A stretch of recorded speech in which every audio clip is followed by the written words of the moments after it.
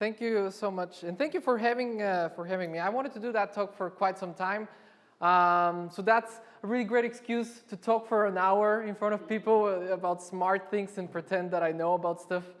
And I mean, just by hearing like what everyone is working, I'm sure that each one of you is way better than me in their own fields.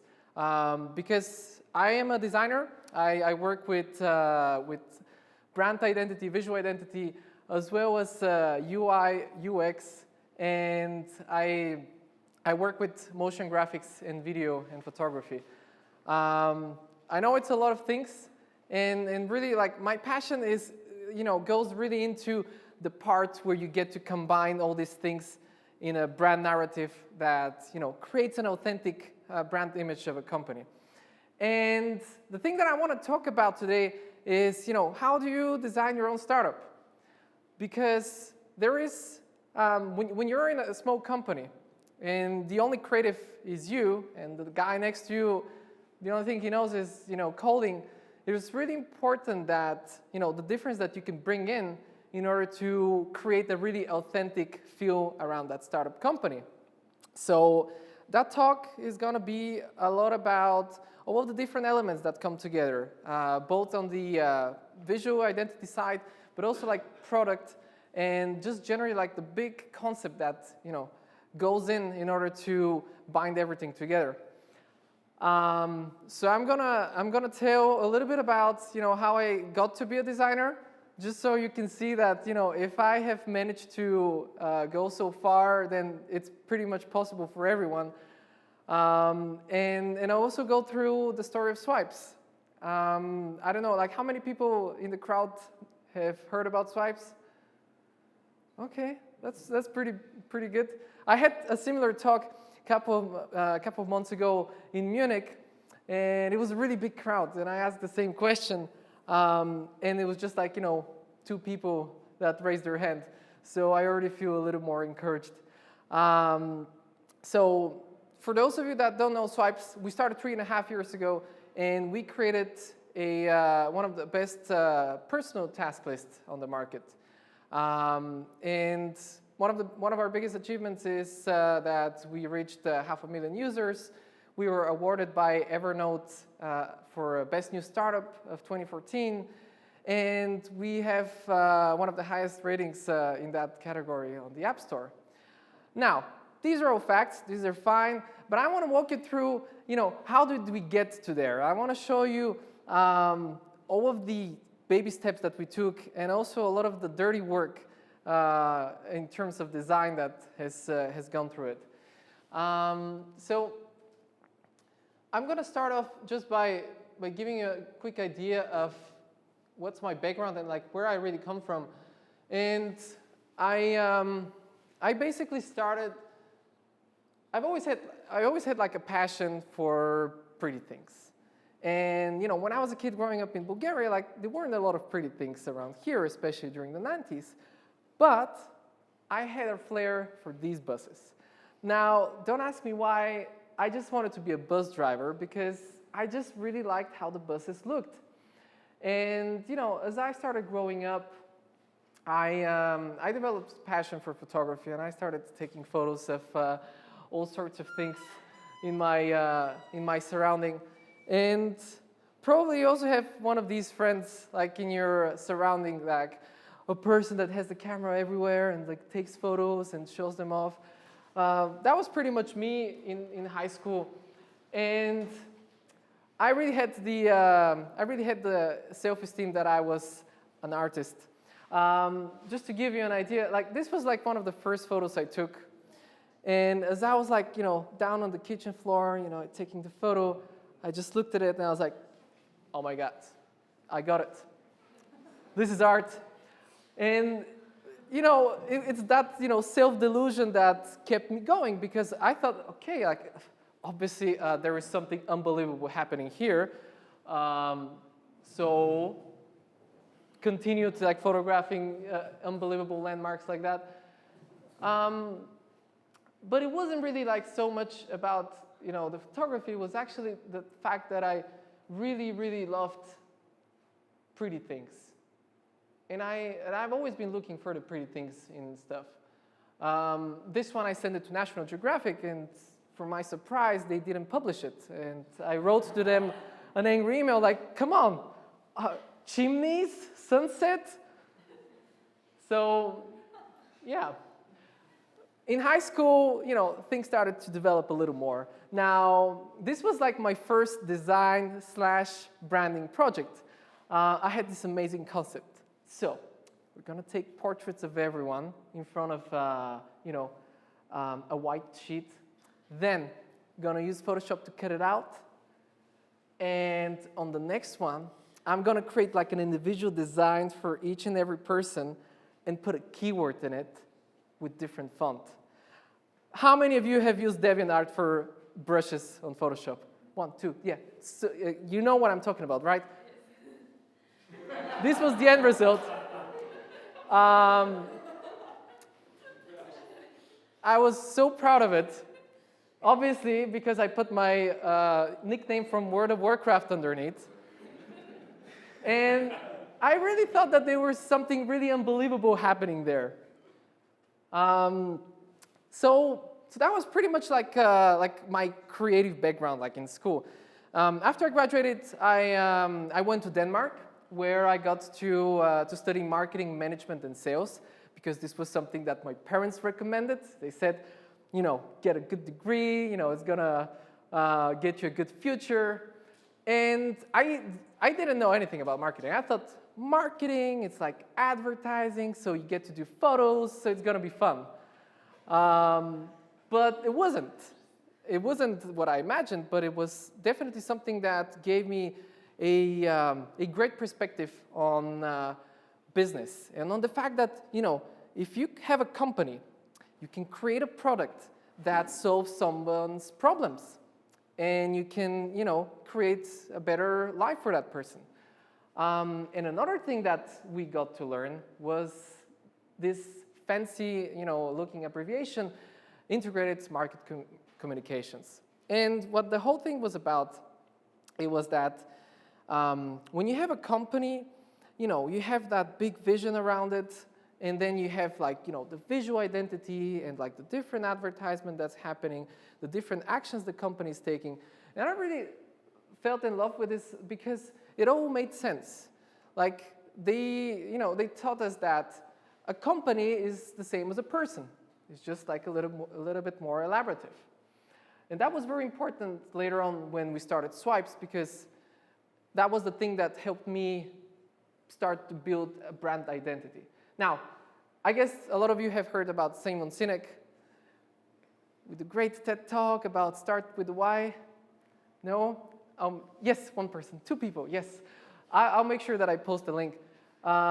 Really unbelievable guy, very great speaker, and he basically has this very simple way of decomposing brand identities and personalities, and it's about, you know, start with the why. Whatever it is that you're doing, you know, you gotta find what's the purpose of that thing. So that's one of the things that I'm gonna talk about today in my stories about Swipes, is like, how did we got to find our purpose, and how did our purpose define our brand identity, and all of the other parts that are from the user experience and advertisement. So when I was still a student, like I didn't know that I was going to be a graphic designer. What I did know was that I really loved to make project covers. Now, we had a lot of projects, and it was like 20 pages, 40 pages, just writing buzzwords about business. But every project had to have a project cover. Now, that was my part. Like, we would be a team of 5, and people would be just like writing down all these like smart things. I would just spend hours and hours choosing like the right colors, trying out some new fonts like Helvetica. That was the point where I was really in love with that font. And this was really the point. I didn't know Illustrator. I was just using Pages, which is like Word for Apple. And I really loved the process that you make something, it's pretty, and you show it to others, and they find it also pretty. So I was doing a lot of these. And that's the point when I realized, okay, like there is actually something in that. I really genuinely enjoy doing project covers. I don't like doing the projects themselves, but spending that time for me was super important. And people will be like, come on, Stefan, that doesn't matter. I mean, it matters what's written inside. And I'll be like, no, we gotta like make that shit look so convincing that even if people don't read it, they'll be like, yeah, that looks smart. We're gonna grade it super notch. So that thing led me to another thing. And that was like a very important event that pretty much changed my life. And it was the point where I, really got serious with design. Do you remember like these motion graphic videos, like the explanation videos, with funny characters and things moving around? Yes, everyone. So we had this event which was organized by this company, Sputnik. And they have like this, they gave us this challenge, like, look, we have this problem here. Find an innovative solution and make a video around it. Now I was immediately, okay, like we gotta make like an animated video. And people were like, well, how are we gonna do that, Stefan? Well, I mean, like, I've been using Keynote for some time, and I figured out that you can actually animate things and you can give them properties. So basically, like in the matter of 48 hours, like we put together this video, put some voiceover, and we had like, nice music in the background. And I'm just gonna very quickly show you, just to get an idea. We're not gonna watch the whole 10 minutes because it's gonna be way too much. Oh, that's gonna be actually very quiet. Well, if we're all silent, we might hear it. Hi, thank you for taking interest in our video. I'd like to grab your attention for a few minutes.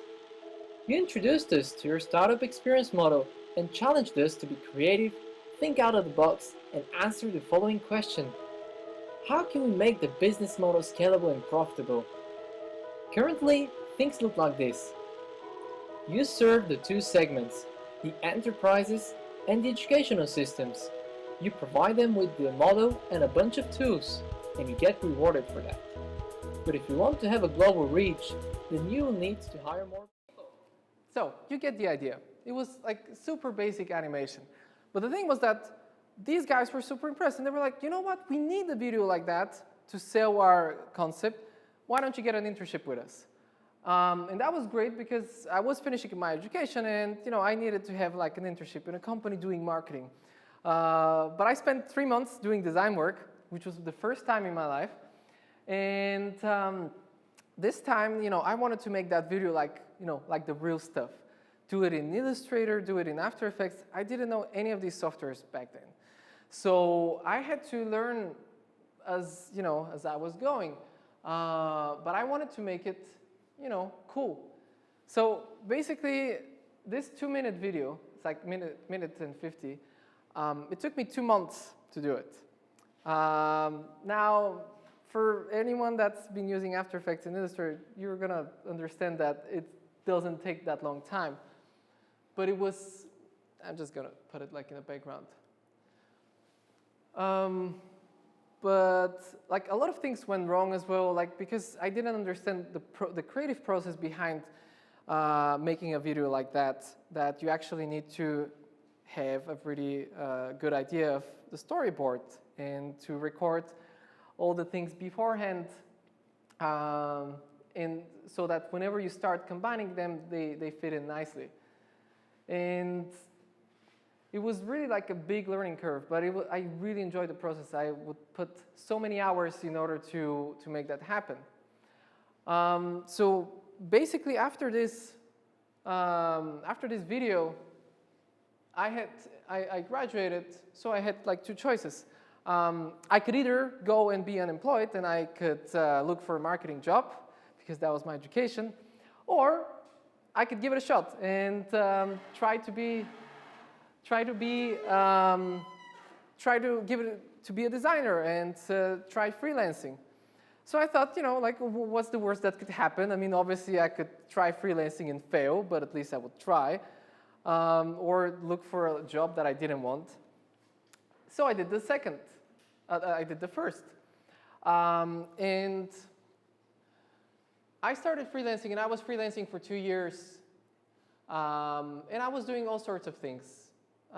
Everything from illustrations, websites, logos, and I also did my first UI for an app. Like, it turned out pretty bad. I didn't care about interactions. I mean, I was just like, does it look pretty? Yes or no. Static screens, no testing whatsoever. But that was, you know, my focus back then was a lot about the aesthetics. I mean, it just had to look beautiful. So I'm just gonna quickly show you like some of the illustrations I did back then. I got to do a lot of things like that. So for example, this was like for a Norwegian oil company, and they were these like really awesome guys, and they had this idea to introduce a little bit of, you know, playfulness to the internal culture of the company. So we got to make all of these like little characters that represent the different employees, and a lot of different parts of the oil company. That was like the first big brand project that I got to take, and it was like everything from like making a logo to making the user interface of the app, as well as like a mascot, and afterwards like an animated video that I'm gonna show you. I've never been good at drawing. Like today I wanted to illustrate a hand, like two hands that are giving something to each other. It turned out pretty bad. So good thing that there's Dribbble, you know, so we can all take inspiration.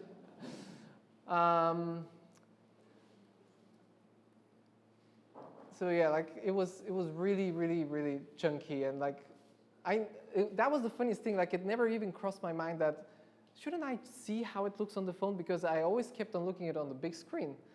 So yeah, we all learn from the mistakes. And what else? Logos. Like, I just want to give you a clue of how bad things were and how gradually they got to be a little better over time. So let's jump here again. No, that's not you. It's one of these moments. The last one. Nah, I'm just gonna actually. I remember. So I can find it easier, I actually put it on the desktop. Yes. I'm not gonna put the audio because it's gonna be too low. So it was really like, this was already like the second video that I did as opposed to the previous one. Obviously a lot of things were still very clunky, but I got to improve the process. I got to understand much better how I can build a story. And the most important thing, this was like the first project where I got to develop a concept about an identity of a company and replicate it like in the different mediums.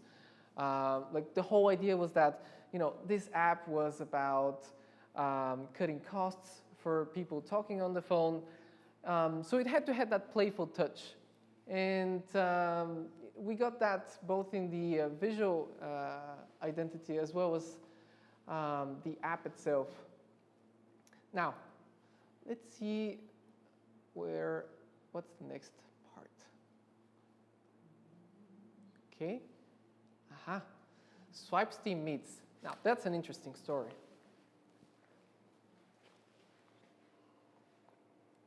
So, it's already been like 2 years that I was freelancing, and Jana calls me, and it's important to know like the characters of the story. So me, Jana, and Casper, we are the founders of Swipes, the three of us. Now Jana calls me, and we know each other because we were high school sweethearts. So we went to Denmark together. You know, we were a couple. We did everything. Up until one point, we decided, okay, we actually need to have some breathing space. So we took our ways. So one day she calls me and she says, hey, like, you know, my boyfriend Casper, he has this startup company, which is a dating app. And he needs a help on a logo design. So of course I was like, I'm the guy, you know, let's meet up on Skype. Immediately fell in love with a person, unbelievable guy. And we talked for hours. We didn't get to design the logo back then, but we felt the connection. Now, his startup didn't take off, so he came back to Denmark. And the three of us got in one place, and we were like, we don't know what we're going to work on, but there's one thing for sure. We want to create something cool, and we want to create an app. That was it. So we started off first with the idea, so maybe we create like a social icebreaker app, like an app where strangers could meet, and you know there could be some funny questions that break the ice, like you know what did you have for breakfast? So you take your photo, and that was the initial thing. Now, none of us really knew a lot about dating. First of all, we were always were pretty lame in that field. So we were like already like 2 weeks in the process, like trying to figure out name. We wanted to call it Sherry the Hairy Monster, which is like a monstrously cool dating app. I can actually show you the. I can show you the monster. Okay, so that's good. I haven't opened that one in a long time. So these are some early mock-ups. Wouldn't you like to date that guy, right? But you know, as I started playing around, sort of like developed like a little bit like Monsters Incorporated, kind of like happy, hairy thing. We didn't do that. Like around one point, we were working day and night, and I was talking with Casper like, you know, wouldn't it be nice if we have this app where, you know, all your tasks are on a timeline and you can just move them around? And something clicked with him. And that was around the point where Mailbox was a really popular app. I don't know how many of you have used it. No one really? You? Ah, good. So Mailbox had like this super sleek interface where like you get all your emails in one place, and then you can swipe them around. So you can swipe to archive them, or you can swipe to snooze them. So Casper put things together, and he made a really quick prototype in 2 weeks. So we basically took that concept, and we applied it into a task app, because nobody has done it. It looked pretty rusty in the beginning, but it worked. And I'm just going to show you like the very, very early designs of it. Now, Swipes UI dirty. By the way, like I use Illustrator for everything. I know that there are a lot of designers that use Photoshop, and I'm just gonna tell you why I love Illustrator so much. Because you can make this absolute chaos mess. You know, you can really tear things apart and you can play around with it, because Photoshop, oh boy, Photoshop really expects you to make that pixel perfect thing. And you know, you hear about designers talking about, hey, I do pixel perfect stuff. Chris, as a front-end developer, do you care about pixel perfect? No, but I care about alignment. Yeah, sometimes my alignment slips away, but the thing is that you can really experiment very fast and you can compare stuff. So this was like the very first, this artboard here is the very first Swipes. You know, I thought, yeah, let's make it colorful, you know. Gonna use my favorite font. Icons, sure. I'm just gonna do them here on the site. No need of icon grid or anything style-wise. I'm just gonna make something quick and dirty here. Now, let's just say that, as things progressed, we started getting a little more refined aesthetics. The idea of timeline and dots, and things started to look a little better. But still, that was like the very first version. Back then, there wasn't any grand idea around the branding. It was just like, let's make a cool app that can do this, and we'll figure it out from there. The logo that we had, this was actually a byproduct when I was working on the logo of Sherry the Hairy Monster, because obviously Sherry, an S would go. So when we got the name Swipes, I was like, wait a second, we got a logo. We put the logo, we put everything together. Like in 2 weeks, we had the product in the App Store, and we already started getting downloads and media coverage.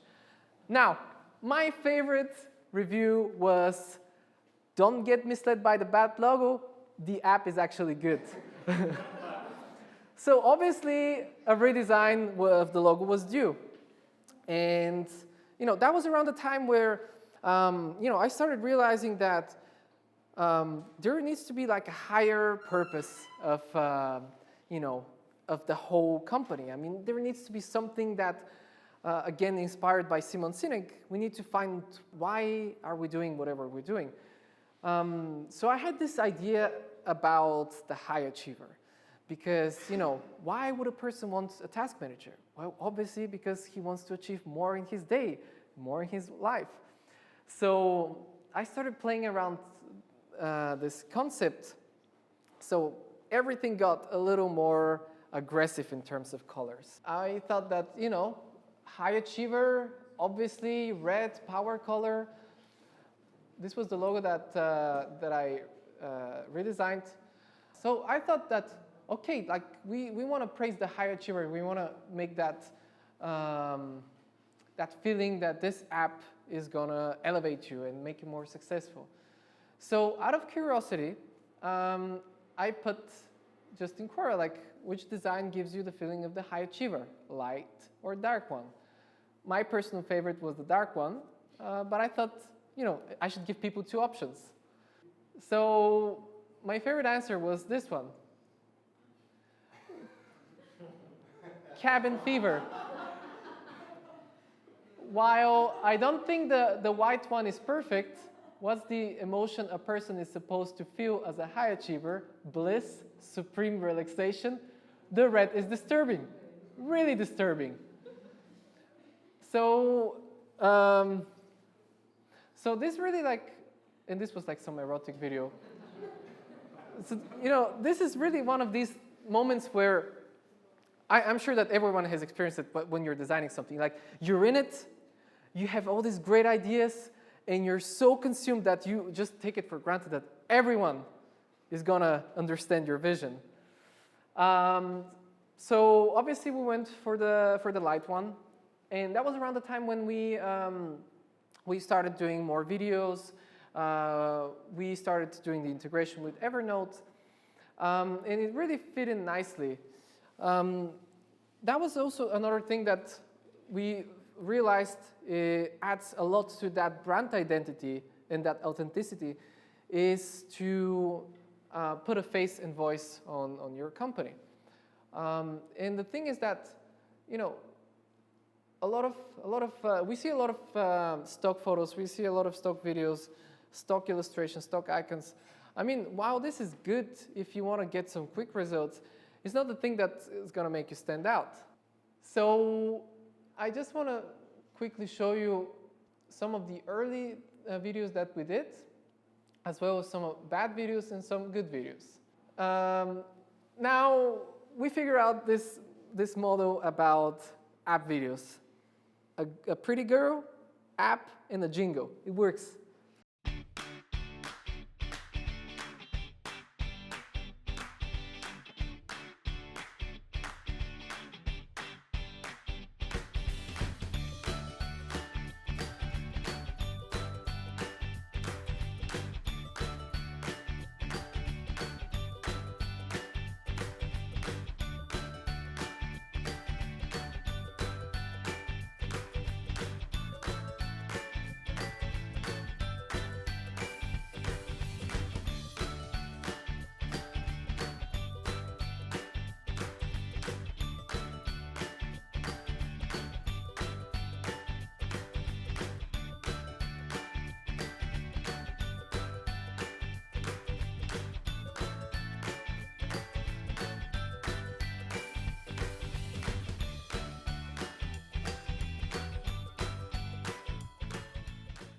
that was one of the first videos.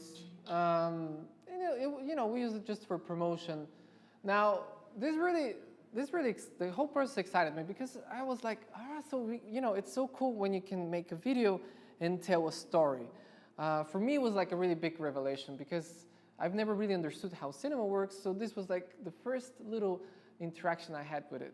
Now that we had like the whole branding about the High Achiever, I had a much more elaborative plan.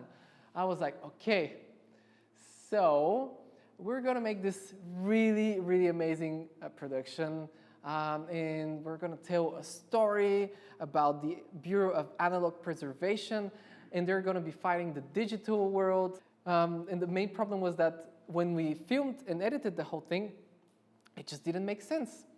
So we started putting voiceover in order to make it a little more understandable. Productivity. Such an overrated word. People don't understand that nothing beats a simple sheet of paper when it comes to organizing your day. At the Bureau of Analog Preservation, we believe in all things analog, and that includes task management. That's what we're committed to, keeping people from using digital tools. Established during the 60s, our Bureau's purpose has been to protect our nation from the digital propaganda. Some call us backwards thinking, others hipsters. But in reality, we are a fine breed of clerks, sticking to the system and tools we already know. I'm Patrick Ferguson, 4 consecutive times Agent of the Year and a hero in the fight against digitalization.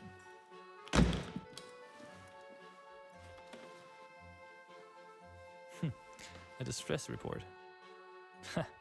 Black Squid creatives. We'll see how creative they can be with pen and paper. There's something unusual about this place. They have all converted digital. What could have caused this insanity? Sweet mother of dragons. So, we're going to need a stunt driver. She must be the one behind this turnover. What is she using? Swipes? Hey Maria, did you read the article I sent to you over Evernote about Indian stunt drivers? Oh, you did? Let me set a reminder on that. Perfect. She's organizing a day digitally. That cannot be true. This app is unlike anything I've encountered before. They even integrated it with Evernote. This did not turn out as expected. But swipes.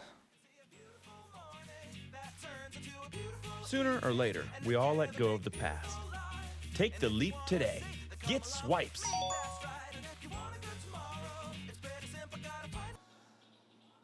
So yeah, not surprisingly, this video, which we spent 3 months and a lot of people were working on it, it only got like 4,000 views. The one with the jingle? 10,000. You know, I'm not a math genius, but something was not really well thought through with the first one. So one of the biggest highlights of our story was like when we got to be nominated by Evernote as the best new startup. And it was a really big deal for us because it was the first time that someone big from the productivity industry got to notice us. And we went there. Jana was on stage. We had prepared this really, really, really cool presentation. She has practiced it countless times, and she absolutely killed it. There were thousands of people there. So we got to win the Best New Startup.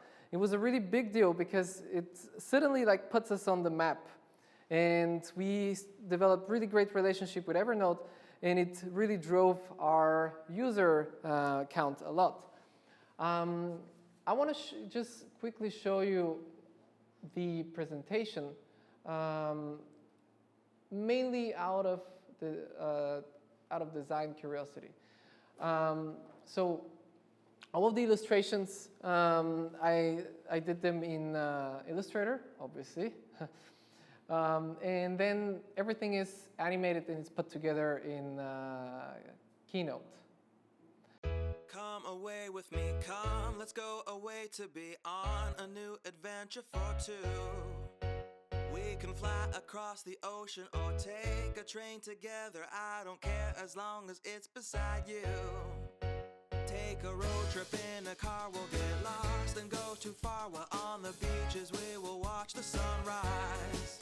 And if we've done there's all to do, I'll just sit and stare into your loving face, graced with those beautiful eyes. I have fallen madly in love.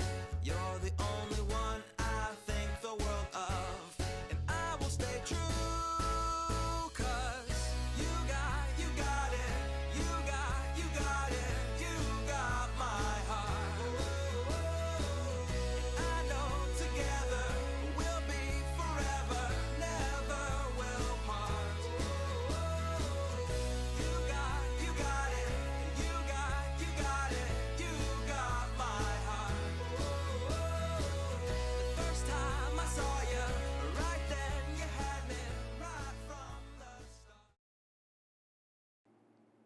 We really achieved something that told the story in a very seamless way.